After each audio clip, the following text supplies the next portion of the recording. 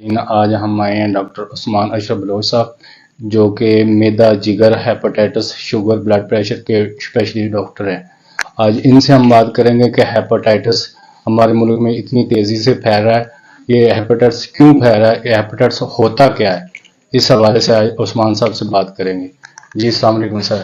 وعلیکم السلام سر کیسے ہیں آپ؟ جی الحمدللہ الحمدللہ۔ سر ہماری پبلک کو بتائیں کہ ہیپاٹائٹس اور شوگر اتنی تیزی سے پھیل رہا ہے اور کیوں پھیل رہا ہے، ان کی احتیاط کیا ہے سر؟ جی سب سے پہلے تو حفیظ صاحب آپ کا بہت شکریہ، آپ میرے چیمبر میں ادھر تشریف لائے اور مجھے موقع دیا کہ دو بڑی امپورٹنٹ ڈیزیزز کے بارے میں اپنی پبلک کو میں آگاہ کروں۔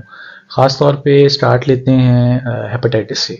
ہیپاٹائٹس بیسیکلی دو قسم کی بیماری ہیں، ایک پیلا یرکان کہا جاتا ہے اور ایک کالا یرکان۔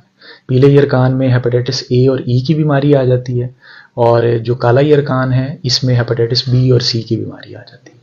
جو پیلا یرکان ہے وہ زیادہ تر کھانے پینے والی اشیاء، گندے پانی سے اور گندی جو ہے وہ خوراک سے جو ہے وہ ایک دوسرے کو پھیلتا ہے، فیکو اور روٹ سے پھیلتا ہے۔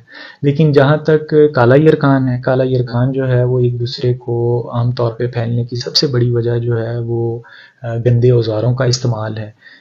گندی جگہ سے جو ہے وہ اگر آپ نے اپنے کہیں سے کوئی اسٹچ لگوائے ہیں یا اپنے دانتوں کا معائنہ کروایا ہے جو ہیپاٹائٹس سے